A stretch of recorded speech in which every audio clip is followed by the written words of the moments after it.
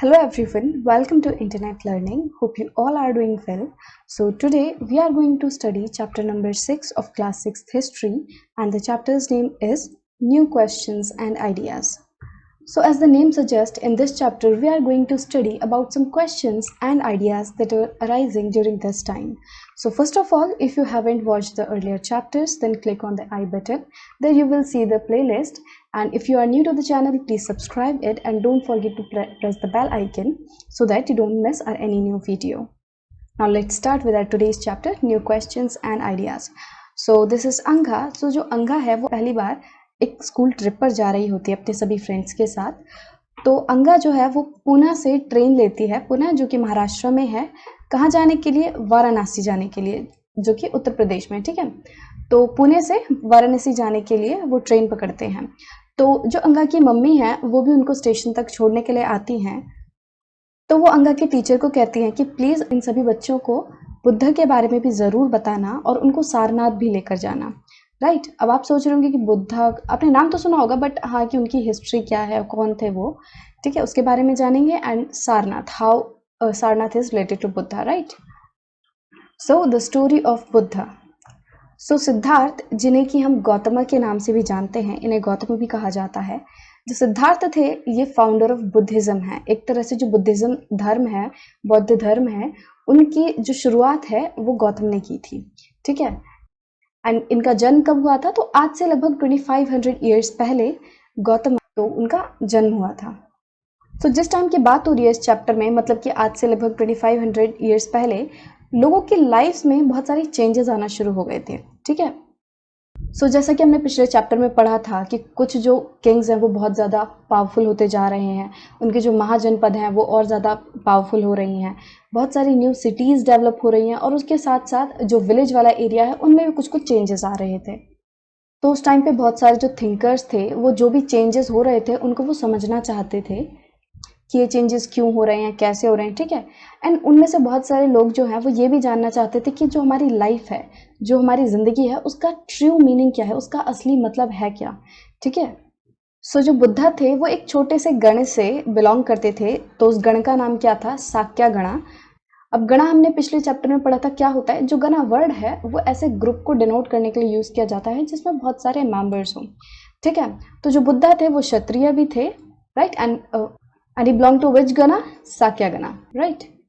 तो बहुत ही कम उम्र में बुद्धा ने अपना घर छोड़ दिया था, मतलब जो भी उनका घर का कंफर्ट वगैरह था, मतलब अपना घर बार वो छोड़ दिए थे, और वो बहुत सालों तक इधर उधर घूमे। ठीक है, एंड बहुत सारे लोगों के साथ, बड़े बड़े थिंकर्स के साथ उन्होंने मीटिंग हेल्ड की, उन्होंने डिस्कशंस की, राइट। एंड फाइनली उन्होंने क्या डिसाइड किया कि वो खुद का पाथ ढूंढेंगे रियलाइजेशन का, right. He finally decided to find his own path to realization and meditated for days on and under a people tree at बोध गया in बिहार। तो उन्होंने फिर बहुत दिनों तक एक पीपल के पेड़ के नीचे बैठकर मेडिटेशन की, और कहाँ पर की है? बोध गया, जो कि बिहार में है। अब यहाँ पे जो रियलाइजेशन है इसका मतलब क्या है? एक तरह से सिद्धि प्राप्त करना है, राइट। एंड कह सकते हैं कि वो अब कह रहे थे कि मैं खुद का पार्ट ढूंढूंगा कि इसका मतलब क्या है, हमारी जो लाइफ है इसका मतलब क्या है। वो खुद इसके मीनिंग की रियलाइजेशन करना चाहते थे, राइट, अपने खुद के पाथ से।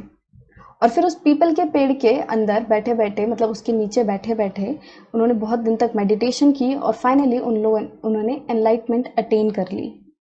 अब यहाँ एनलाइटमेंट का मतलब क्या है? एनलाइटमेंट का मतलब एक ऐसी स्टेज पर पहुँच जाना, लाइफ की ऐसी स्टेज पर पहुँच जाना जहाँ तुम एकदम पीस में हो, एकदम शांति है तुम्हारे मन को, और तुम्हें आगे कोई डिज़ायर नहीं है, तुम्हारी कोई इच्छाएं नहीं है।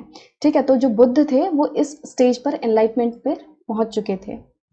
तो एनलाइटमेंट अचीव करने के बाद उनको बुद्ध के नाम से जाना जाने लगा। तो गौतम को फिर एनलाइटमेंट के बाद किस नाम से जाने लग गया? बुद्ध के नाम से, और जिसका मतलब है वाइस वन। ठीक है, मतलब कि एकदम बुद्धिमान हो, जो समझदार हो। उसके बाद वो सारनाथ गए, जो कि वाराणसी के पास है, जहाँ पे उन्होंने सबसे, मतलब for the first time he taught, उन्होंने सबसे पहले उन्होंने सिखाया, ठीक है, टीच किया। सो उन्होंने अपनी पूरी लाइफ एक जगह से दूसरी जगह ट्रैवल करने में, मतलब वो भी फुट से, मतलब बाय फुट ही यूज्ड टू ट्रैवल, एंड एक जगह से दूसरी जगह जाते थे और लोगों को टीचिंग्स देते थे, राइट। एंड ये काम जो है लोगों को टीच करने का, उनको सिखाने का, चीज़ें बताने का जो काम है, ये उन्होंने अपनी आखिरी सांस तक किया। एंड वो जो कुशीनारा जो जगह है, फिर वहाँ पर वो पास हो गए, मतलब उनकी डेथ हो गई। किस जगह पर हुई? कुशीनारा। अब बुद्धा बताते हैं कि जो पूरी लाइफ है, हम लोगों की जो ज़िंदगी है, वो सिर्फ और सिर्फ सफरिंग्स एंड अनहैप्पीनेस से भरी हुई है। मतलब कि हमारी लाइफ में सिर्फ और सिर्फ दुख है एंड अप्रसन्नता है। और ये क्यों है, क्यों इतने दुख हैं और क्यों इतना जो है अप्रसन्नता है हम सभी की ज़िंदगी में?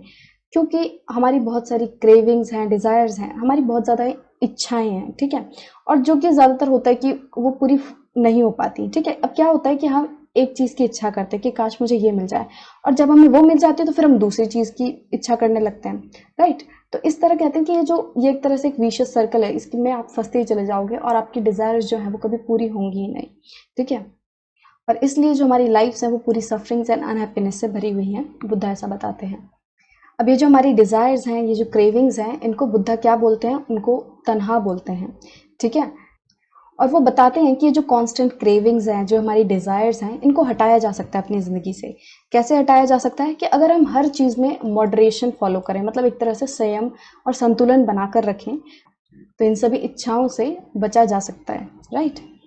इसके अलावा बुद्ध सिखाते हैं कि हम सभी को काइंड रहना चाहिए, ठीक है, उदार रहना चाहिए, सबकी मदद करनी चाहिए, एंड एक दूसरे की लाइफ्स को, यहाँ तक कि जो जानवर हैं उनकी भी लाइफ को हमें रिस्पेक्ट करनी चाहिए, उनकी इज्जत करनी चाहिए।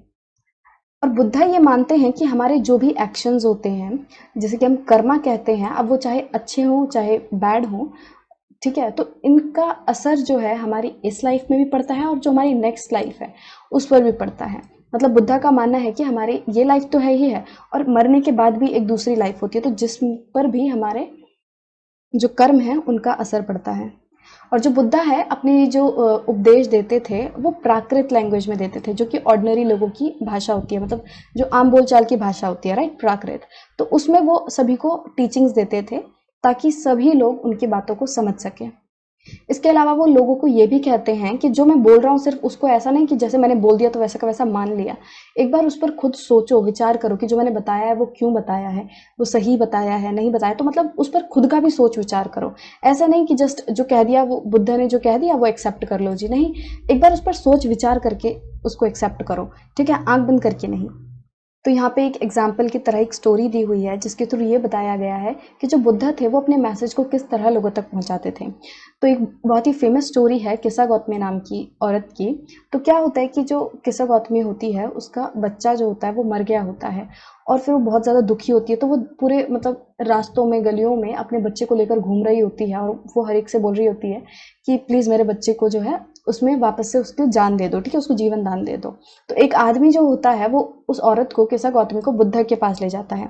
अब बुद्ध किस्सा गौतमी को कहता है कि ठीक है, एक काम करो, तुम मस्टर्ड, एक मतलब जो मस्टर्ड होती है, जो राई होती है, मस्टर्ड सीड्स होते हैं, बस एक मुट्ठी मुझे वो लाके दे दो और मैं तुम्हारे बच्चे को वापस जिंदा कर दूंगा।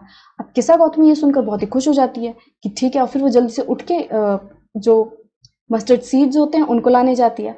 बट बुद्ध कहते हैं कि ध्यान रहे, जो मस्टर्ड सीड्स हैं वो ऐसी फैमिली से आने चाहिए जहाँ पर कोई भी अभी तक मरा ना हो, राइट। अब किस्सा गौतमी जो है वो डोर टू डोर घूमती है और मस्टर्ड सीड्स के लिए बोलती है, बट वो जिस भी घर में जा रही होती है उसमें उसको पता चलता है कि कोई ना कोई मरा हुआ है, ठीक है, वहाँ पे उनके किसी न किसी फैमिली मेम्बर की डेथ हो रखी है। अब चाहे वो फादर हो, मदर हो, sister, brother, husband, wife, child, uncle, मतलब कोई भी हो, चाहे ग्रैंडफादर, ग्रैंड मदर, कोई ना कोई तो उनके फैमिली से उनकी उसकी डेथ हो रखी होती है। तो अब इसके थ्रू देखो जो बुद्ध थे वो क्या समझाना चाहते थे। वो किस्सा गौतमी को ये समझाना चाहते थे कि जो हमारी लाइफ में जीना और मरना, हम जिस तरह आते हैं उसी तरह जाना जो है वो निश्चित है, वो तय है। तो हर एक बंदा जो इस धरती पर आता है उसको जाना होता ही है। तो वो ये उसको समझाना चाहते थे। और इस दुनिया में ऐसा कोई भी नहीं है जिसने अपने लव्ड वन को, किसी न किसी लव्ड वन को खोया ना हो, राइट।